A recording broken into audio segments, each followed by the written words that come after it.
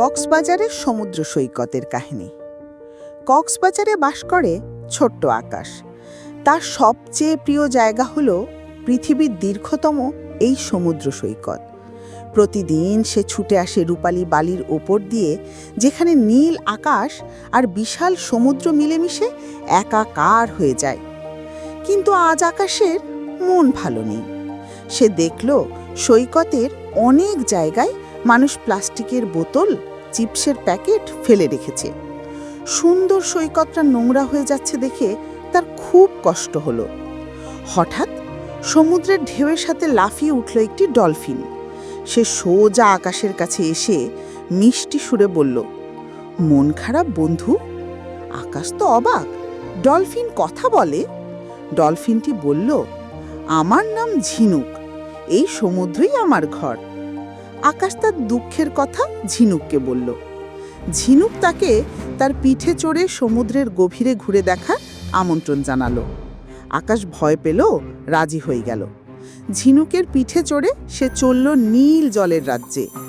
সমুদ্রের নিচেটা এত সুন্দর, কত রঙিন মাছ, প্রবাল আর অদ্ভুত সুন্দর সব জলজ উদ্ভিদ। কিন্তু আকাশ দেখল সেখানেও প্লাস্টিকের ব্যাগ আর ভাঙা বোতল আটকে আছে। অনেক মাছের কষ্ট হচ্ছে। তখন তাদের সাথে দেখা হলো এক বিশাল আর জ্ঞানী কচ্ছপের। তার নাম সমুদ্র।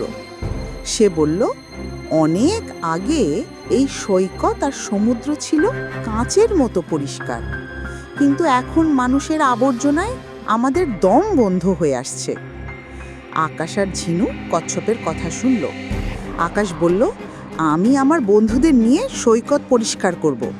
ঝিনুক বলল, আর আমি আমার বন্ধুদের নিয়ে সমুদ্রের নিচের আবর্জনা পরিষ্কার করব। পরের দিন আকাশ তার সব বন্ধুদের ডেকে আনলো। তারা সবাই মিলে ব্যাগ হাতে সৈকতের আবর্জনা কুড়াতে লাগলো। বড়রাও তাদের দেখে এগিয়ে এলেন। সবাই মিলে কাজ করায় সৈকতটা অল্প সময়ে ঝকঝকে হয়ে উঠল। ওদিকে সমুদ্রের নিচে ঝিনুক, সমুদ্র কচ্ছপ আর তাদের বন্ধুরা মিলে প্লাস্টিকের ব্যাগ, ছেঁড়া জাল পরিষ্কার করতে লাগলো। কাঁকড়া, অক্টোপাস, তিমি সবাই একসাথে কাজে লেগে গেল। পরিষ্কার সৈকতে দাঁড়িয়ে আকাশ দেখল সমুদ্রের পানি আগের চেয়েও বেশি নীল আর ঝলমলে লাগছে। ঝিনুক পানি থেকে লাফিয়ে উঠে তাকে ধন্যবাদ জানালো। আকাশ বুঝতে পারল সবাই মিলে চেষ্টা করলে এই সুন্দর পৃথিবীটাকে আরও সুন্দর রাখা যায়। কক্সবাজারের সৈকত আবার তার আগের রূপে ফিরে এলো।